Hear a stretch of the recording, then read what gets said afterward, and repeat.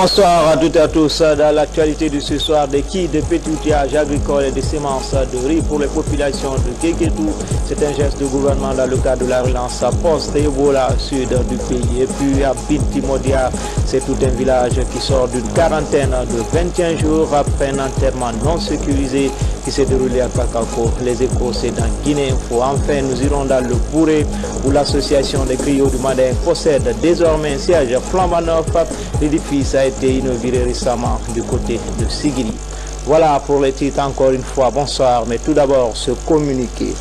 Dans le cadre des concertations avec la classe politique, son Excellence, Monsieur le Président de la République, a invité le vendredi 8 mai 2015 le chef de file de l'opposition, l'honorable Cellou Dalein Diallo, pour des échanges portant sur la situation sociopolitique nationale. Le président de la République reste fidèle à sa politique de concertation et de consensus entre la mouvance présidentielle et l'opposition pour l'aboutissement d'un dialogue permanent en vue d'aller vers des élections libres, crédibles et transparentes dans notre pays. Le président de la République est convaincu que seul le dialogue permettra de trouver des solutions aux problèmes de l'heure et pérenniser la paix si chère aux Guinéens. Le bureau de presse de la présidence de la République. À la une de ce journal, après plus de 300 décès depuis 300 jours, la préfecture de Guéguédou n'a pas connu de cas confirmés d'Ebola. À Guéguédou et dans les autres préfectures sillonnées, la ministre de l'Agriculture a procédé à la remise des kits de petits outillages agricoles et des semences de riz et de maïs. Ce geste s'inscrit dans le cadre du plan post-Ebola de renforcement de la résilience des populations affectées. Fodé Camara, envoyé spécial. Ici à Guéguédou, par cette mélodie pleine de mélancolie, le village de Méliandou, premier foyer d'Ebola en Guinée, souhaite la bienvenue à la ministre de l'Agriculture. Cette commune rurale à vocation agro-pastorale a été durement éprouvée par la fièvre Ebola. Sous 33 cas, 13 décès ont été enregistrés. Après Méliandou, le quartier de Bangbaïta, dans la commune urbaine, précisément le secteur de Rondoni.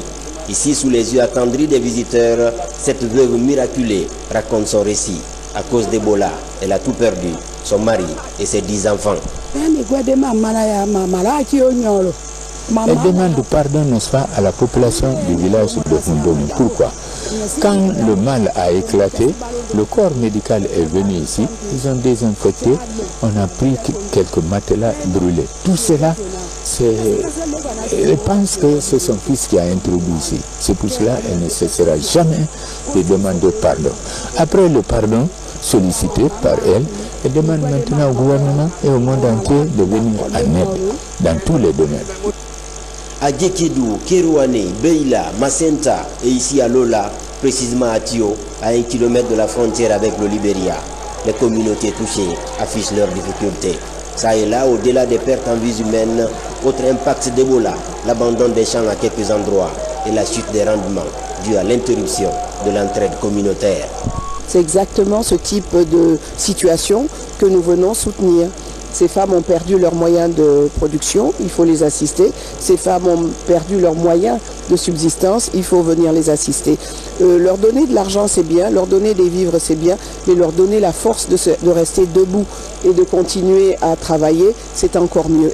Pour renforcer les capacités de résilience des populations affectées dans les communes rurales des 7 préfectures sillonnées, la ministre de l'Agriculture a procédé à la remise des kits de petits outillages agricoles et de transformation du riz, des cortigueuses et étuveuses, des sacs d'emballage, des grillages, des bâches et des semences de riz et de maïs.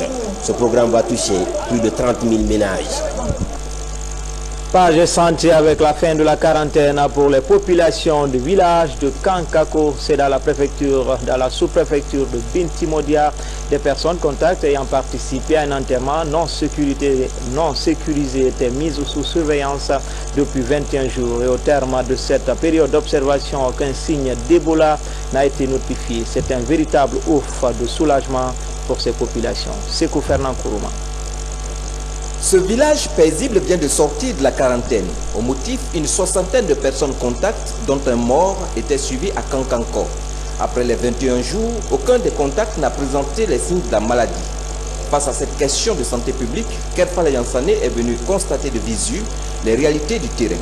Ils doivent continuer à observer les mesures d'hygiène habituelles. Il ne faut pas seulement observer ces mesures pendant la quarantaine, mais il faut qu'après la quarantaine, ça devienne une habitude naturelle où on lave les mains avec le savon et que tout le village soit propre, que les enfants soient soignés, qu'ils ne puissent pas manger sans laver les mains, pour que la résilience même du village soit maintenue.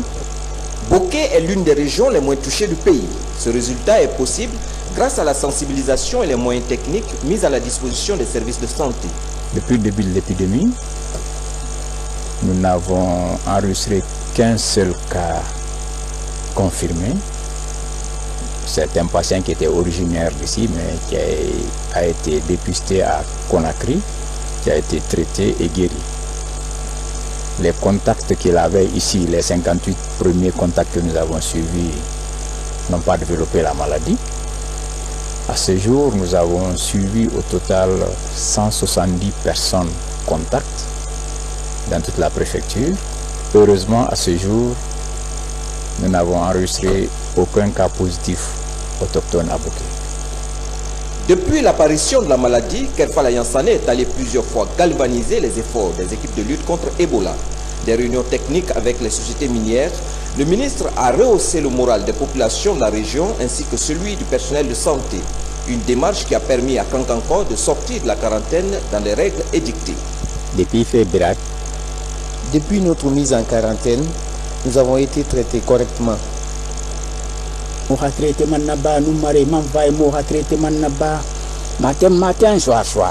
Autorités sanitaires et industrielles sont en alerte rouge. Ils mettent tout en œuvre pour que la chaîne de contamination soit rompue.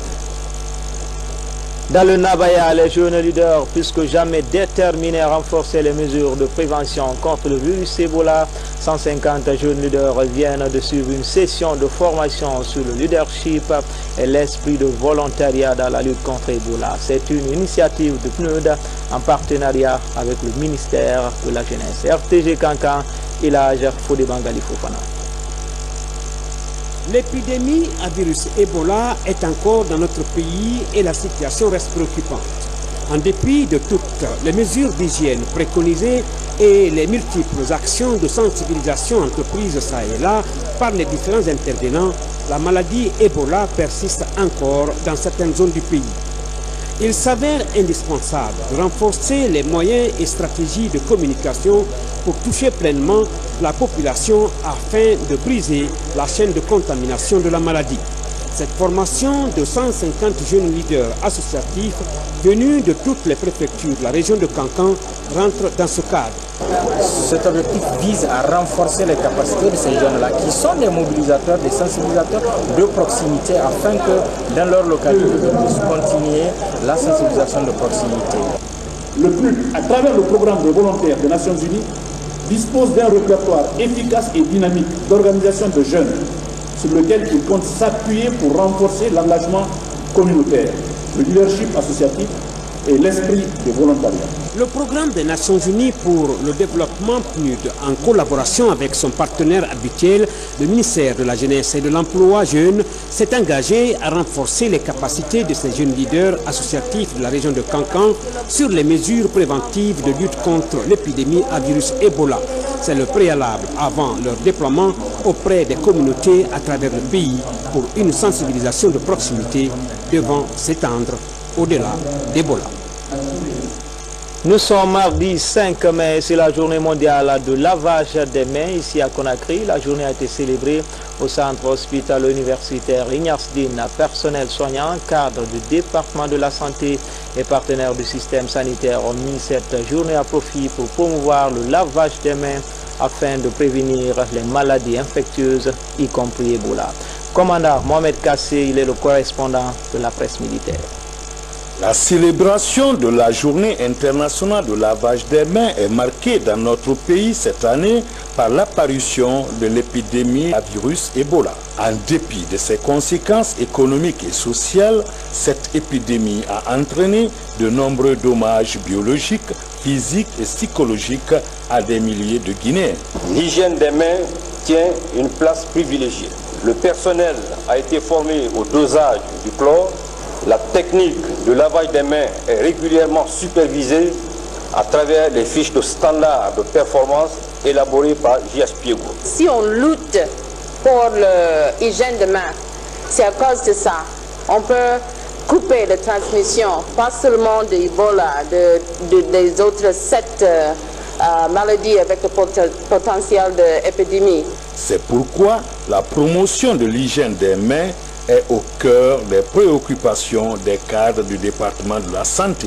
L'application de ces mesures doit interpeller tout un chacun pour éviter toutes les maladies contagieuses. Et je suis heureux de constater qu'une prise de conscience se déclenche sur nos pratiques. Mais il faut continuer à la développer au-delà de cette épidémie pour la sécurité des patients et pour la nôtre. Nous devons faire de la prévention contre l'infection une culture et un comportement de tous les instants. L'espoir est permis de croire que l'hygiène des mains est désormais une tradition dans notre pays, une culture et un comportement de tous les instants. En plus bref, suite au récent remaniement du gouvernement, 3 nouveaux ministres font leur entrée dans l'équipe à Saïd Fofana. 2 ont même pris fonction ce mardi. Il s'agit des locataires des départements de l'industrie, des PME Boubacar Barry de l'UNR et de la pêche Jean-René Camara. Le département de la ville et de l'aménagement du territoire est désormais occupé par Lounseni Camara, jusqu'ici ministre de la pêche. Devant le secrétaire général du gouvernement et des cadres de ces différents départements, tous se sont engagés à jouer pleinement leur rôle. Nous y reviendrons dans nos prochaines éditions d'information. Dans l'actualité encore, les négociations entre le Fonds monétaire international et le gouvernement sur la 6e revue du programme Guinée se poursuivent. Hier, les experts du fonds ont rencontré le chef du département de l'énergie. Les questions liées au redressement des secteurs énergétiques et de l'eau étaient au centre des débats. Boubacar Ba. Au siège du département de l'énergie et de l'hydraulique, les experts du Fonds monétaire se sont entretenus avec le ministre en charge du secteur sur des questions d'intérêt national. D'abord, avec le plan de redressement de l'énergie, les débats ont porté sur la situation des résolutions issues de la dernière table ronde sur l'énergie et les résultats de l'audit du secteur jusqu'au plan d'action avec calendrier de mise en œuvre à l'appui associé aux actions déjà réalisées. Ensuite, le chef du département a donné de larges informations sur le plan de production 2015-2020 des centrales d'électricité de Guinée et de la Société des eaux de Guinée en tenant compte du contrat d'Agreco et l'introduction de Caleta dans le marché de l'énergie. On a parlé de la réforme institutionnelle du secteur de l'électricité qui est en bonne voie. Nous attendons la non-objection de la Banque mondiale pour pouvoir procéder à la signature du contrat, à la nomination de l'administrateur général et à la signature du contrat de performance qui va très sûrement améliorer la qualité du service au niveau de EDG. Ensuite, on a passé en revue les 7 projets qui sont nés suite à la table ronde qui a été organisée à Conakry et à Washington. Là aussi, il y a des grandes avancées qui sont en cours pour pouvoir améliorer la distribution de l'énergie à travers le réseau interconnecté de EDG et améliorer les postes sources de Kipé, Symphonia et construire un autre poste à Symphonia CAS afin de pouvoir décentraliser la distribution et améliorer la fourniture d'énergie. À ce jour, 120 000 compteurs sont disponibles et vont être posés dans les mois à venir. L'opération devrait débuter par là où commence la ville à Kaloum. Et puis, la gestion des centrales de Caleta sera détachée des DG en raison de sa vocation régionale. Cette gestion devrait être confiée à l'entreprise qui l'a construite pour éviter tout dérapage. Mieux, le ministère de l'Énergie est à pied d'œuvre pour la réalisation de 7 projets prioritaires. Certains financements sont acquis, d'autres ne sont pas encore bouclés, comme celui lié aux lignes de transport de l'énergie de Caleta. Par contre, le PREREC 2 a déjà démarré sur financement de la BAD, de l'Agence française de développement et la Banque islamique de développement.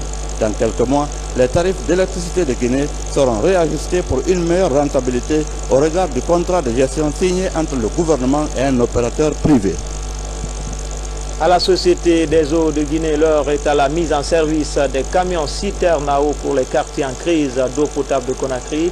Cette opération coïncide avec la remise des permis de conduire aux chauffeurs formés pour la circonstance, une manière de sécuriser des camions offerts par la coopération japonaise. Nabi Kamara nous signe ce reportage.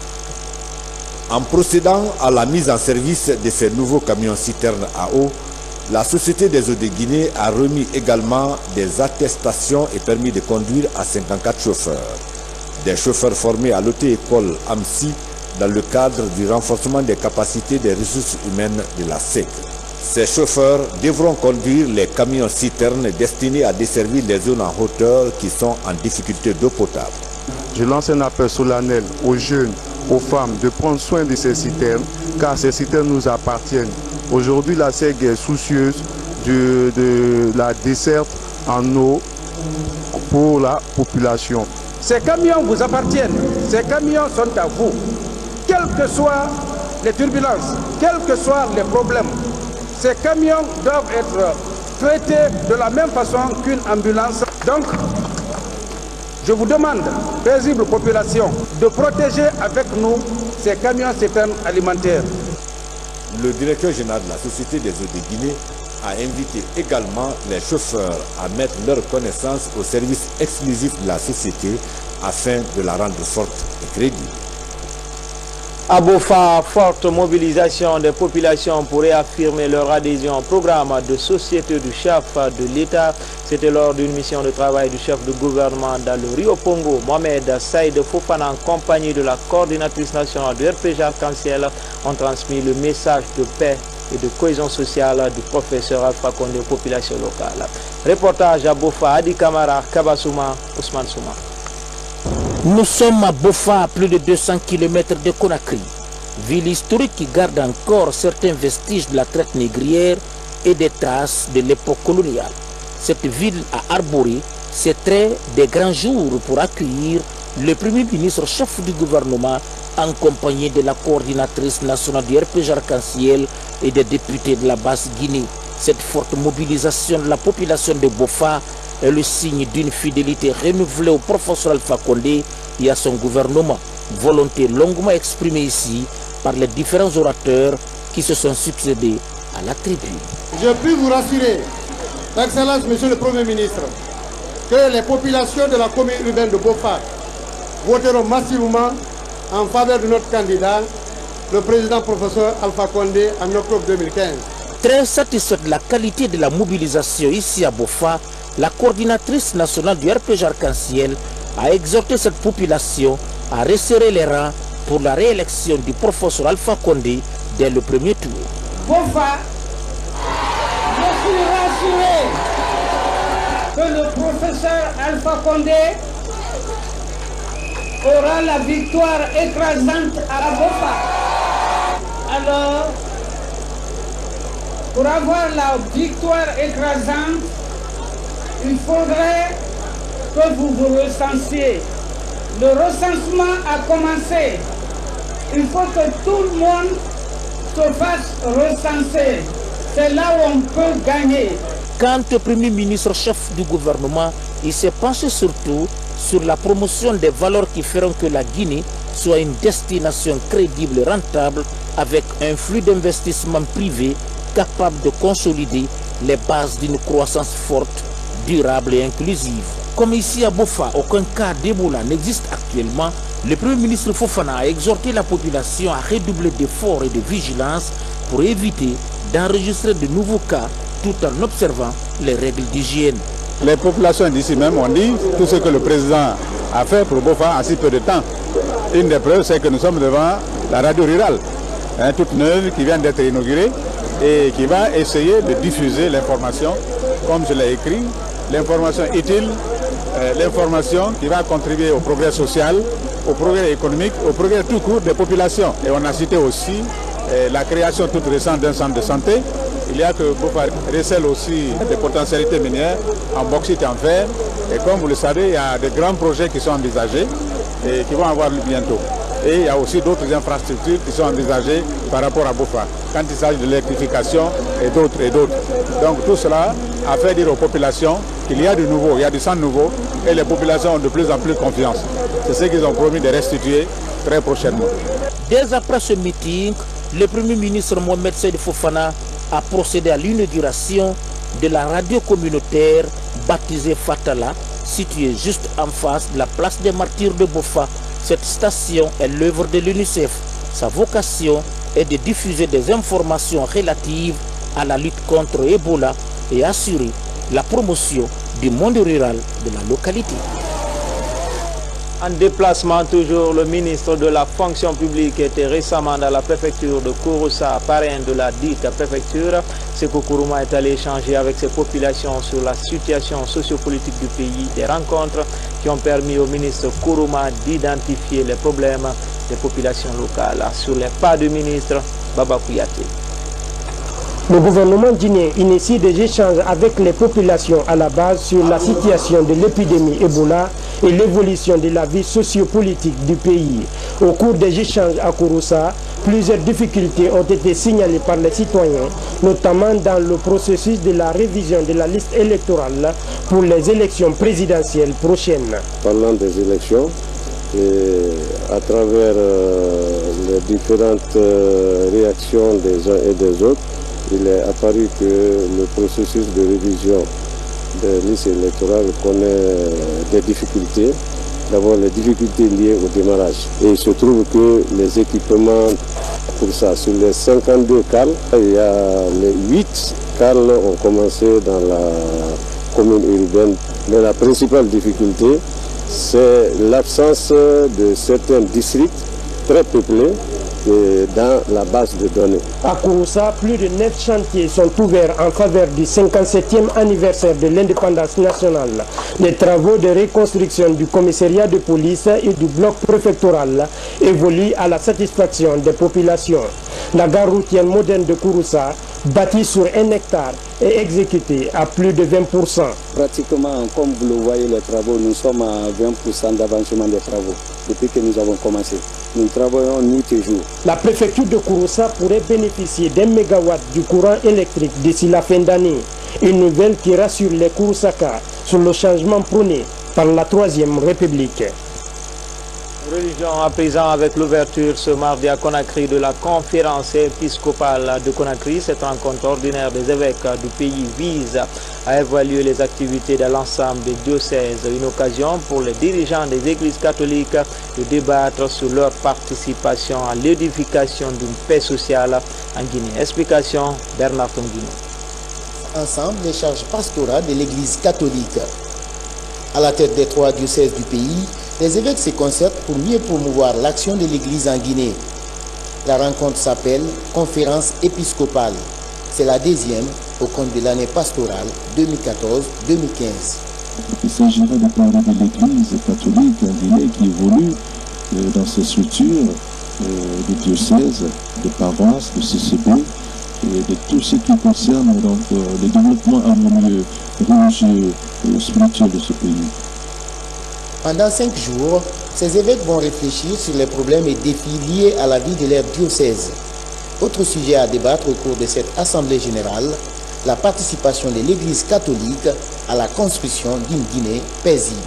Nous devons accompagner les religieux, les religieuses du monde entier, spécialement la Guinée, pour vivre le conseil évangélique dans la paix, mais aussi les encourager pour tout ce qui se fait actuellement dans les hôpitaux, dans l'enseignement, et qui sont aussi des lieux où ces religieux donnent vraiment davantage pour le développement intellectuel, social des enfants de ce pays. Institué par le Saint-Siège en 1919 et officialisé en 1965 par le Concile Vatican II, les conférences épiscopales existent dans tous les pays. Elles permettent d'évaluer, renforcer et pérenniser l'impact positif de l'Église sur la société. Autre titre de l'actualité culture, l'association des griots du Mandeng a désormais nouveau siège installé dans le Bouré. La nouvelle demeure des griots du Mandeng est située dans le quartier Kourodakoro. La cérémonie inaugurale a connu la participation de l'épouse du président de l'Assemblée nationale représentant la première dame de la République. Hadja Dama Magasuba, de retour de Sigui. Ils sont venus du Mali, de la Côte d'Ivoire et du Burkina Faso pour prendre une part active aux cérémonies d'inauguration du temple de la tradition mandingue, ici dans le quartier Kourouda Koro à Ségiri. Yeli Tomba, l'association qui regroupe les différents Nyamakala, qui sont les guéris, ce sont les dépositaires de traditions, archives, les maîtres des paroles, les conseillers des rois, les artistes et les musiciens. À leur tête se trouve le Kouyaté. Les griots sont les ambassadeurs de la paix. Et dans ces périodes troublées par la politique, troublées par la divergence des opinions, qui finalement se retrouvent dans une concertation, je dirais une non-concertation, et dans la rue. Lorsqu'un pays est en mouvement et qu'il y a des difficultés, nous nous tournons vers les sages et vers les griots. C'est aux griots de nous rappeler la communauté de nos destins, de nous rappeler la communauté de nos origines, de nous dire d'où nous venons pour que nous sachions où nous allons. Une grandiose cérémonie inaugurale présidée par la première dame de la République qui s'est faite représenter par une importante délégation conduite par l'épouse du président de l'Assemblée nationale.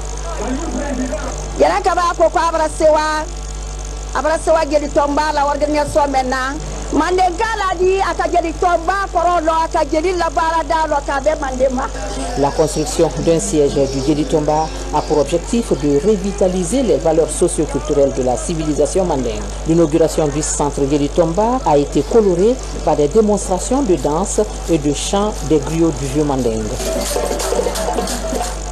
Enfin, page noire, la nouvelle est tombée hier. Yaya Khan, directeur des opérations de la CENI, a tiré sa révérence du côté de Paris de suite de maladie. Le désormais ex-directeur de la Commission électorale nationale indépendante est un des piliers du processus électoral, et cela à travers la modernisation du fichier avec la biométrie. Saïdouman Diallo nous parle de l'homme. Depuis ce lundi 4 mai 2015, la commission électorale guinéenne est plongée dans la tristesse. L'institution vient de perdre son directeur des opérations.